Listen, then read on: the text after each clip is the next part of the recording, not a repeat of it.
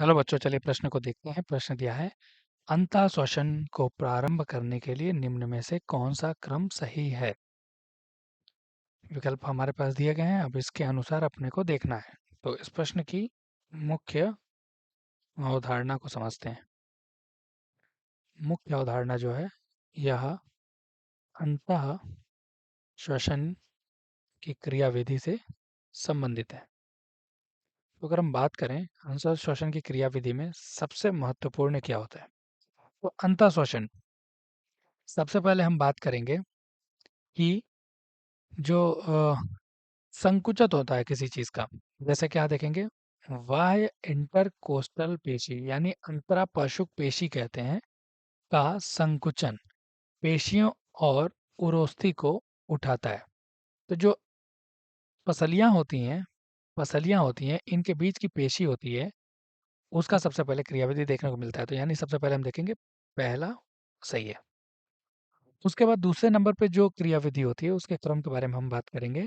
तो हम देखेंगे जो वक्ष का आयतन होता है वह प्रभावी होता है। अब ये प्रभाव दो तरीके से देखने को मिलता है। सबसे पहले हम देखेंगे वक्ष का जो आयतन होता है अग्र पश्च में भी, और अधरी और पक्ष यानी डार्सो वेंट्रल में भी हम जानते हैं। तो सबसे पहले क्या होगा, वक्ष का जो आयतन होता है, या आयतन पृष्ठ होता है, वो अधरीय अक्ष में बढ़ता है, यानी डॉर्सो वेंट्रल भी हम जिसे कहते हैं। इसलिए हम देखेंगे दूसरा क्रम सही होगा। फिर हम देखेंगे अब क्या होगा, तो यहाँ पर हम देखेंगे डायफ्राम में संकुचन देखने को मिलेगा, यानी जो चौथे नंबर का क्रम है वो सही है। डायफ्राम के बारे में बात करें तो यह एक प्रकार की पेशी है जो फेफड़ों के फूलने और सिकुड़ने में यानी संकुचन इत्यादि में सहायक होता है। अब उसके बाद फिर क्या होगा, तो फिर से अब जो वक्ष का आयतन है इसमें फिर से परिवर्तन देखने को मिलेगा। अब इस बार वक्ष का जो आयतन होगा अग्र पश्च अक्ष में बढ़ता है, यानी छठे नंबर का क्रम अब सही होगा।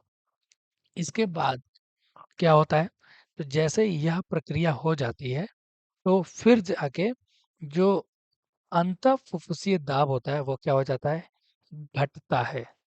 और जब अंतःफुफ्फुसीय दाब घटता है फिर जाकर क्या होता है, वायु फेफड़ों में चली जाती है। तो ये हमारा क्रम रहा, यानी पहला, दूसरा, चौथा, छठा, तीसरा और पांचवा। तो हम देखेंगे विकल्पों के अनुसार। तो हम देखेंगे पहला, यहाँ भी 2-3 जगह पे देखने को मिला। फिर दूसरा देखा हमने, यहाँ पे 3 जगह पे देखने को मिला। फिर चौथा हमने देखा 2 जगह पे देखने को मिला। चौथे के बाद फिर से हम देखेंगे छठा, यानी यहाँ पे हम देखेंगे ये, फिर से तीसरा और पांचवा। ये क्रम जो होगा हमारा सही उत्तर होगा, यानी विकल्प से सही उत्तर हो जाएगा। आशा करते हैं इस प्रश्न का उत्तर आपको समझ में आया होगा। धन्यवाद।